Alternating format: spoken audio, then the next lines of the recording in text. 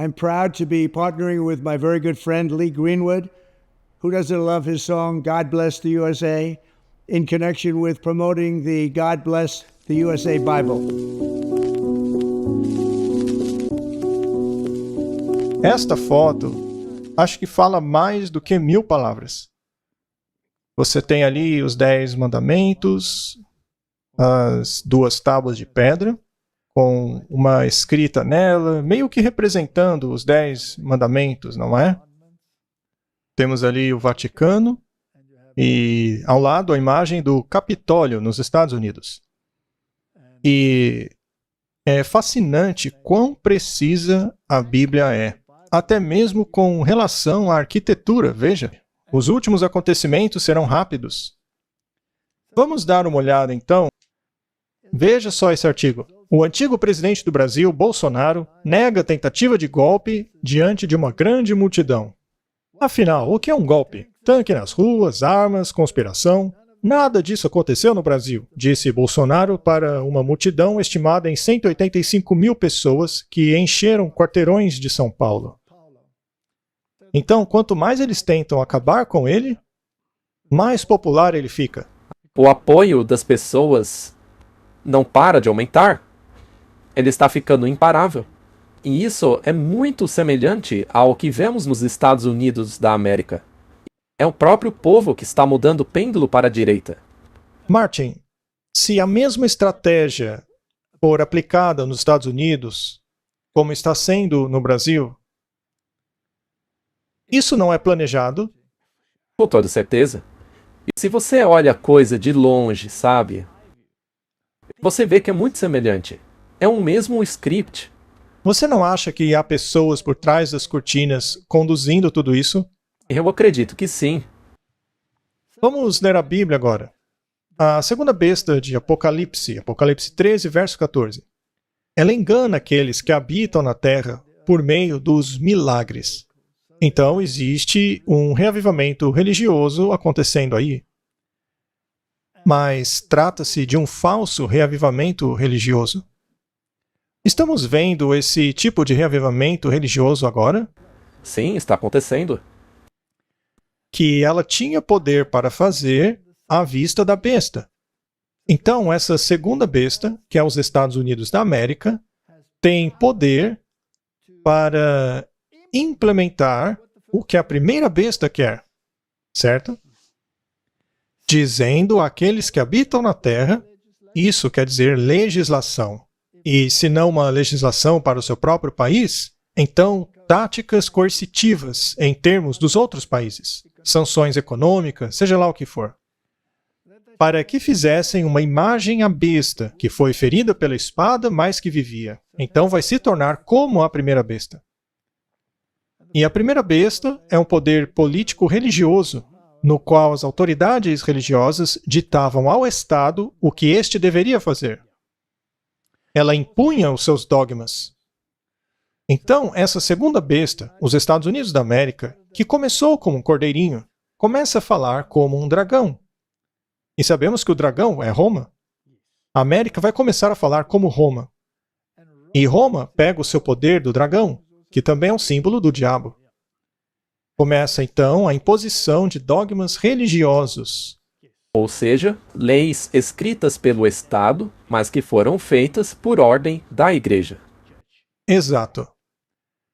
E ela vai fazer isso na presença da besta que recebeu a ferida de morte, ou seja, o catolicismo romano, que perdeu seu poder em 1798, quando seu poder secular foi removido. Mas a Bíblia diz que ela recuperaria o seu poder secular, o que é simbolizado pela sua ressurreição. E tinha poder para dar vida à imagem da besta, de forma que a imagem da besta iria falar, ela vai falar, Martin. Mas o que quer dizer isso? Legislação. Sim. Ela vai dizer o que ela quer. E fará com que todos aqueles que não adorarem a imagem da besta sejam mortos. Mortos, Martin. Sim. A lei vai sentenciá-los à morte. Então veja, enquanto um lado diz que se você mencionar religião, você vai para a cadeia para a vida toda, esse outro lado diz que se você não der ouvidos aos meus dogmas religiosos, eu vou te matar. Primeiro, ela vai exercer pressão econômica sobre aqueles que não se submeterem, mas depois vai matá-los. Essa é a realidade do que diz as Escrituras. E, é claro, o próximo verso nos diz que ela vai implementar a marca da besta. Uhum. E é a própria primeira besta que diz que a marca de seu poder eclesiástico é a mudança que ela fez do sábado para o domingo. É a adoração pagã do sol. Simples assim. É adorar na direção do Oriente. Mas para fazer isso, é necessário agitar o povo, para que assim haja uma mudança.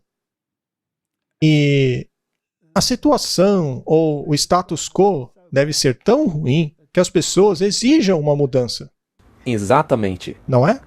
Veja, na verdade, vai ser o povo que vai pedir. O próprio povo vai querer certas leis. Exato. Então vamos ver a propaganda do Trump.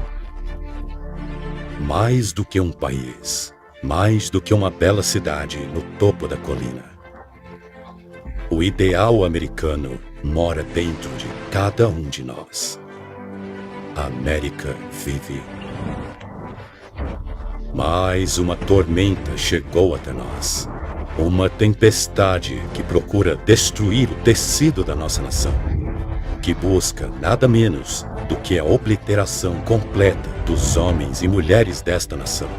Ela quer destruir, apagar, varrer do mapa os fundamentos da realidade e da razão. Essa tempestade quer nos varrer do mapa. Nós sabemos quem é o inimigo. Eles têm atuado ao longo da história e agora vieram atrás de nós. Vieram atrás dos nossos filhos. Até então temos ficado parados, apenas observando à distância as nuvens dessa tempestade se avolumando. Seus trovões têm ecoado em nossas mentes e invadido os muros de nossas capitais. E muitos de nós têm estado complacentes, distraídos e descompromissados enquanto as trevas crescem ao nosso redor. Primeiro devagar e então de uma vez. Esta ameaça é real. Enfrentamos um furacão de engano e corrupção moral cujo objetivo é o poder absoluto. Enfrentamos a verdadeira batalha do bem contra o mal. Se ficarmos parados e não fizermos nada, o mal triunfará. Mas este não é o nosso destino. Nós somos homens de valor. Somos grandes homens com um grande líder. Um líder que ama esta nação e tudo com que ela o tem abençoado. Um líder que busca os mesmos ideais que nós buscamos. Ideais de verdade, liberdade e justiça. Ele vê a grandeza dentro de nós e o grande potencial da América e seu futuro. Ele busca fazer com que a América seja grande mais uma vez. Esse homem nos guiará. Mas ele não pode fazê-lo sozinho. Ele precisa de cada um de nós ao seu lado. Vai dar trabalho, exigirá fé, mas acima de tudo, decisão. Juntos podemos lutar contra esta tempestade. Podemos lutar e vamos vencer. Una-se agora. Fique ao lado dele. Unam-se por esta nação. Vistam as cores vermelha, branca e azul que entrelaçam as fibras desta nação, que foi saturada pelo sangue dos patriotas que viveram antes de nós. Sacrifique o seu tempo, sacrifique os seus esforços para a reconstrução desta nação. Juntos, podemos salvar a América, a grande América que vive dentro de nós. Trump 2024. Não há elementos religiosos nessa propaganda? Sem dúvida nenhuma. Essa propaganda não é uma declaração de guerra contra a ideologia do Rei do Sul? Com toda certeza. Contra o Rei do Sul, sem dúvida. Não seria, então, este o cumprimento da profecia de Daniel 11? Sim. Isso aí é basicamente o Rei do Norte atropelando o Rei do Sul. ele vai atropelá-lo completamente. Veja, os conservadores de todo o mundo, seja aquele do Brasil, que ainda não está no poder, ou da Argentina, que está no poder agora, que, aliás, criticou muito o Papa no passado, mas assim que foi eleito, foi correndo atrás do Papa, curvando-se a ele, beijando, humilhando-se, retirando o que disse, apenas para ter um raio do perdão e aceitação do Papa. Mas será que a direita não está crescendo no mundo? Já começou. Não está acontecendo na Europa? Ela não está indo à direita? A América do Sul também não está elegendo a direita? Vamos dar uma olhada nisso, Martin. Presidente! Que bom te encontrar. Esse é o grande presidente. Você não sabe como é bom te encontrar. A Argentina vai ser grande de novo. Viva a liberdade, E eu vou mencionar aqui o presidente da Argentina, que é um homem muito popular. Ele é um bom homem, ele é um cavalheiro e ele é maga. Ele vai fazer a Argentina grande de novo, com certeza. Que dia maravilhoso para estremecer a esquerda, né? Não deixem que o socialismo avance.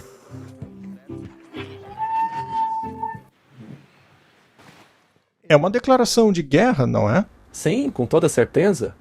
Guerra contra o Rei do Sul.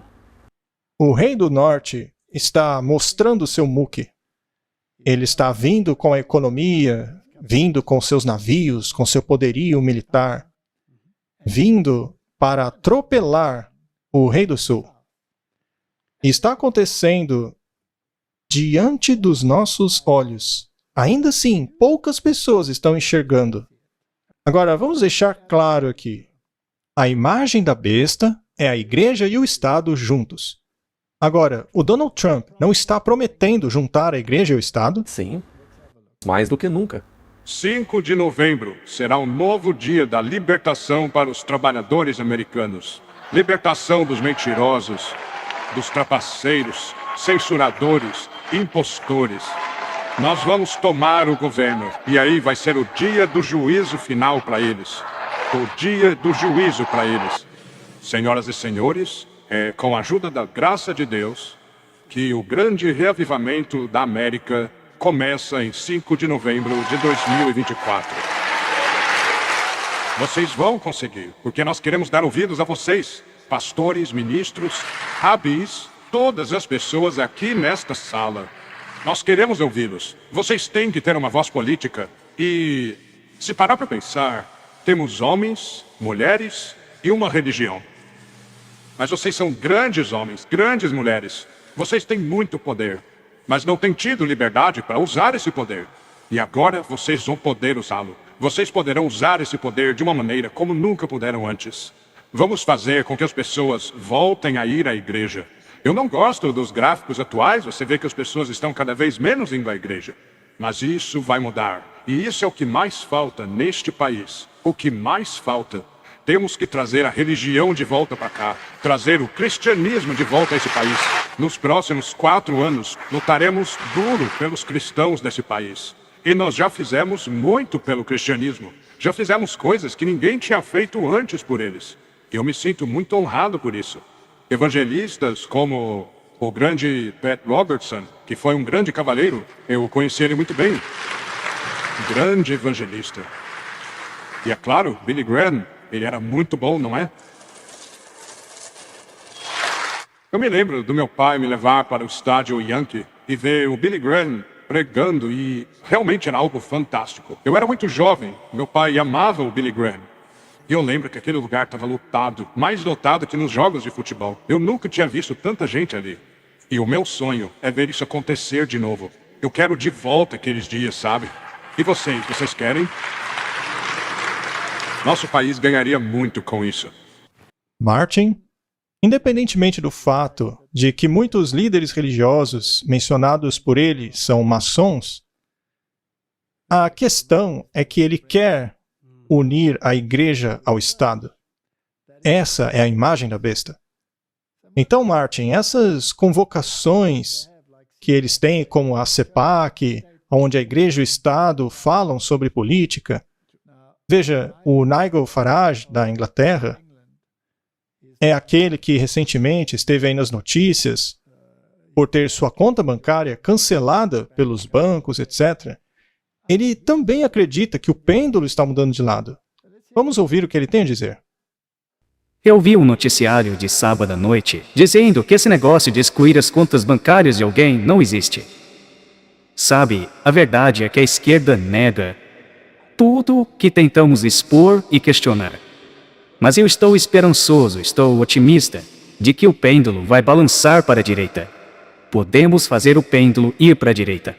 Porque ainda, em todos os nossos países, existe a maioria que ainda tem bom senso. Pode ser que a gente não veja bom senso nenhum quando assistimos à CNN, ou lemos o New York Times, ou ouvimos o Capitol Hill. Mas está assim em todos os países? Agora, quando você sai das capitais e vai para o interior, você vê que a maioria ainda tem bom senso. É interessante que ele tenha dito que as pessoas do interior são aquelas que têm bom senso. E nós veremos que a esquerda diz que as pessoas que moram no interior são o inimigo. Sim. Então é uma guerra. É a guerra do norte com o sul. E ela está esquentando, viu? O pêndulo, como ele mesmo disse, está mudando de lado. E segundo ele, vai mudar de lado em todos os países. Ele disse mesmo.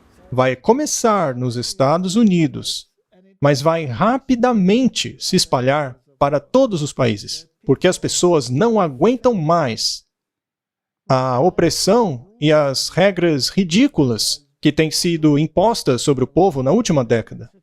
E todo mundo, especialmente aqueles da direita, estão muito otimistas, pois acreditam que os globalistas serão finalmente varridos do mapa. Assim, finalmente, os religiosos conservadores tomarão conta do poder, de acordo com eles.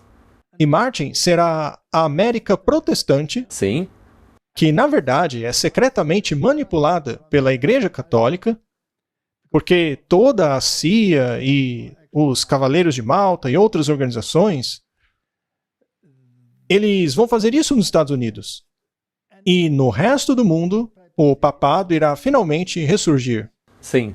A besta irá ressuscitar. Será o 8º rei, que pertence aos 7. Exato. Temos aqui um artigo da Word and Way. O Trump promete um reavivamento do poder cristão em uma palestra feita às radiodifusoras nacionais religiosas. Se eu ganhar, vocês vão usar esse poder em um nível que nunca usaram antes, disse Trump à reunião anual dos radiodifusores nacionais religiosos em Nashville, no resort Gaylord Opryland e centro de convenção. Ele disse aos radialistas religiosos que um de seus primeiros atos como presidente dos Estados Unidos seria criar uma força-tarefa para eliminar qualquer tendência anticristã. Eu serei um pacificador, serei o único presidente que poderá dizer, e eu disse isso com muita convicção, eu impedi a Terceira Guerra Mundial. Nós temos que trazer de volta a nossa religião, disse ele. Temos que trazer de volta o cristianismo. Ele não está mandando um recado para o Putin? Sim, ele está. E eu acredito que ele não está dizendo isso de maneira branda. Eles não estão, na verdade, sentados planejando isso? Com certeza? E as ameaças da Terceira Guerra Mundial não estão aumentando? Sim, A Suécia não acabou de se unir à OTAN? sim. O Macron não acabou de dizer que é hora de mandar tropas para a Ucrânia, não é mesmo? Ele disse que não dá para descartar o envio de soldados para lá. Exato. E o Putin não disse que isso seria uma linha vermelha que levaria à Terceira Guerra Mundial? Sim. Fez ameaça nuclear e tudo. Agora, por que eles se valeriam de uma retórica tão inflamada assim, a ponto de ameaçar com uma Terceira Guerra Mundial? Pare para pensar, Martin. É porque eles Falando sobre guerra mundial, querem criar uma ameaça para que eles sejam um salvador. para que haja necessidade de um salvador que diga basta, isso vai acabar agora. E ele disse que fará exatamente isso. Mas no fim das contas, a religião será o fator que vai unir todos de novo. E os dois presidentes têm muita afinidade com o Papa. Martin, para atingir a unidade religiosa, Veja, eu quero que você medite sobre isso. Para conseguir a unidade religiosa, não seria necessário ter um inimigo em comum? Ora, sem dúvida. Muito bem. Pilatos e Herodes eram inimigos. E aí acharam o inimigo em comum. Apareceu alguém que tinha que ser condenado, mas nenhum deles queria condená-lo sozinho. Então, os dois se uniram para condená-lo, o que fez com que os dois fizessem as pazes. A partir daquele dia, eles tornaram-se amigos. Sim. Portanto, até mesmo os supostos inimigos, como a Igreja Ortodoxa da Ucrânia e a da Rússia, ou o Papado e a Igreja Ortodoxa. Nós já vimos imagens daqueles patriarcas abraçando o Papa, não é mesmo? Até mesmo os protestantes. E todos os protestantes. Agora, para unir todos eles, não seria necessário ter um inimigo em comum? E se esse inimigo for alguém que diga: o que vocês estão fazendo é pecado, vocês estão pregando contra a lei de Deus? E a Igreja Ortodoxa olha para ele e diz: quem é esse verme que está me importunando?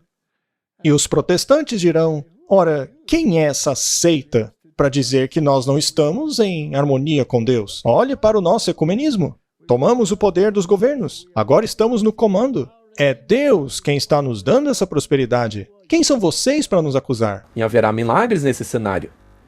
E além disso, os milagres estão do nosso lado. E vocês, o que têm? Apenas a Bíblia? Mas é a Bíblia que diz: eu sou o Senhor, eu não mudo. Não pensem que vim abolir a lei. Nenhum tio ou jota será removido da lei. Se você me ama, então guarde os meus mandamentos. E eles dirão: quem são vocês para dizer esses versos para nós? É óbvio que Deus está do nosso lado. Aqui estamos nós, finalmente trazendo paz e segurança para o mundo. E é a nossa religião que está conseguindo isso. E vocês ousam nos acusar?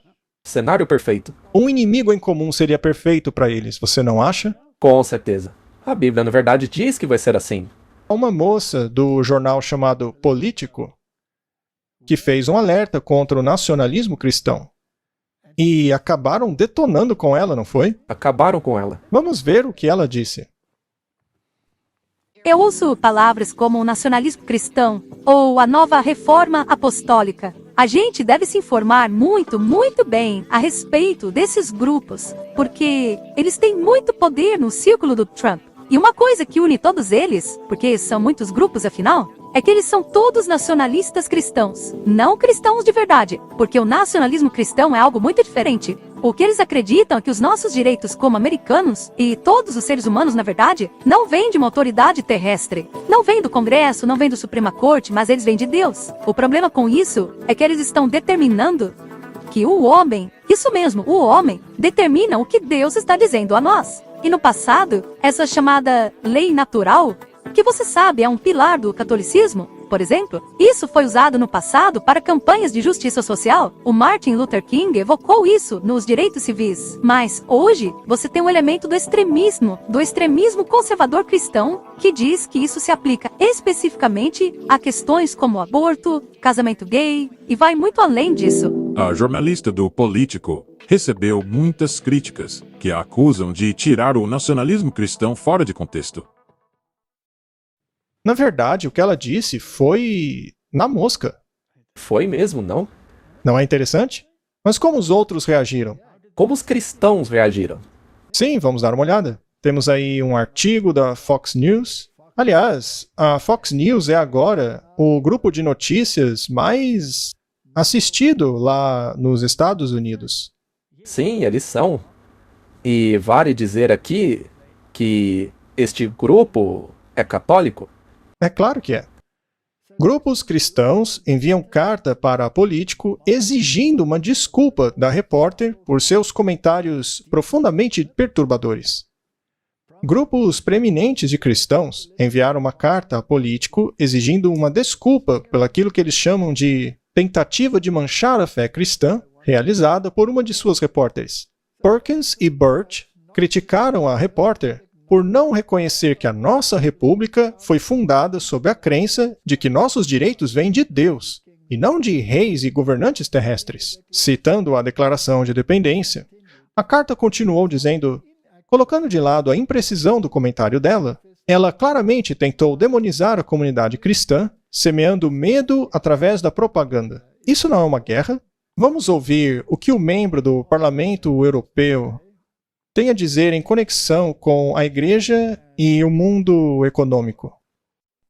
Senhoras e senhores, eu estou feliz em dar apoio a este importante trabalho da Aliança Europeia pelo Domingo. Aos meus olhos, não é apenas importante diante de uma perspectiva cristã, mas é também importante diante da perspectiva de Jung. Aqui, ao nível europeu, estamos discutindo muito sobre como acabar com a solidão, como lidar com os desafios de uma vida com um trabalho equilibrado. Queremos encontrar respostas às perguntas com relação ao direito de desconectar-se. E eu acho que todas essas questões estão diretamente conectadas ao nosso trabalho na Aliança pelo Domingo Livre. E eu espero fervorosamente ver uma cooperação futura nestes assuntos tão importantes.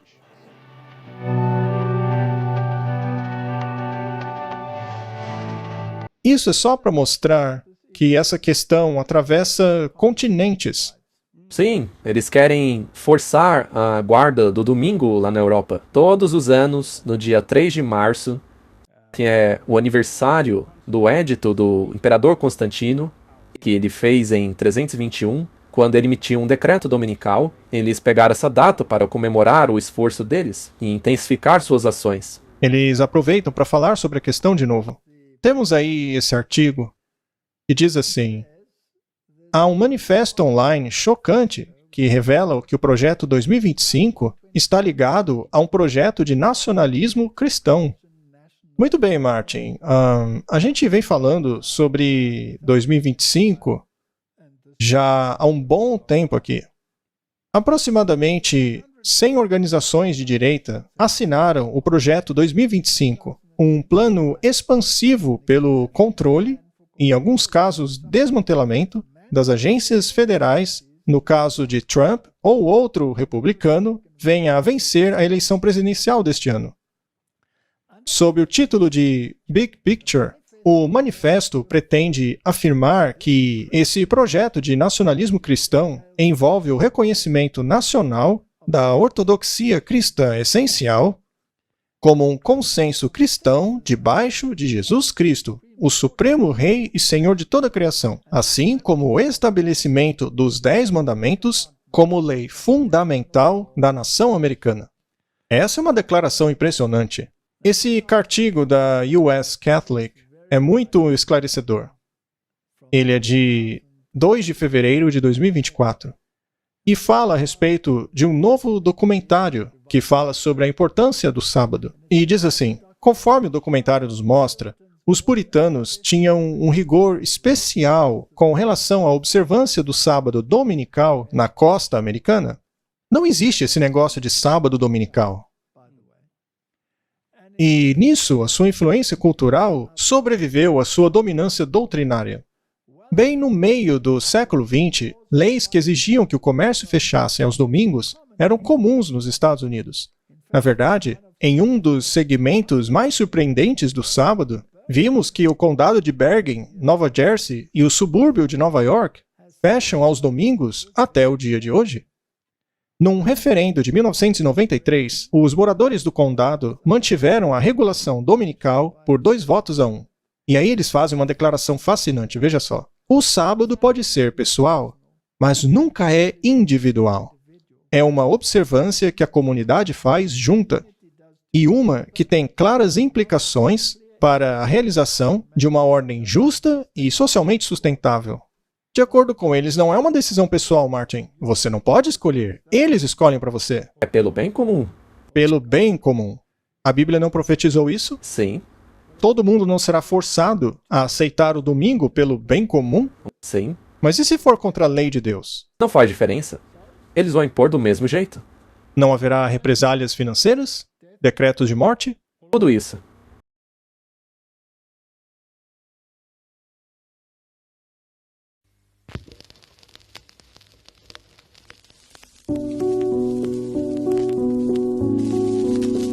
And on June 14th, 1946, God looked down on his planned paradise and said, I need a caretaker. So God gave us Trump. God said, I need somebody willing to get up before dawn, fix this country, work all day, fight the Marxists, eat supper, then go to the Oval Office and stay past midnight at a meeting of the heads of state. So God made Trump.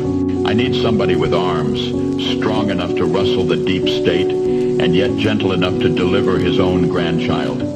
Somebody to ruffle the feathers, tame cantankerous World Economic Forum, come home hungry, have to wait until the First Lady is done with lunch with friends, then tell the ladies to be sure and come back real soon, and mean it. So God gave us Trump. I need somebody who can shape an axe, but wield a sword, who had the courage to step foot in North Korea, who can make money from the tar of the sand, turn liquid to gold, who understands the difference between tariffs and inflation, will finish his 40-hour week by Tuesday noon, but then put in another 72 hours. So God made Trump. God had to have somebody willing to go into the den of vipers, call out the fake news for their tongues as sharp as a serpent's. The poison of vipers is on their lips, and yet stop. So God made Trump. God said, I need somebody who will be strong and courageous, who will not be afraid or terrified of the wolves when they attack, a man who cares for the flock, a shepherd to mankind who won't ever leave nor forsake them. I need the most diligent worker to follow the path and remain strong in faith and know the belief of God and country, somebody who's willing to drill, bring back manufacturing and American jobs, farm the lands, secure our borders, build our military, fight the system all day, and finish a hard week's work by attending church on Sunday, by attending church on Sunday, by attending church on Sunday. And then his oldest son turns and says, Dad, let's make America great again. Dad, let's build back a country to be the envy of the world again. So God made Trump.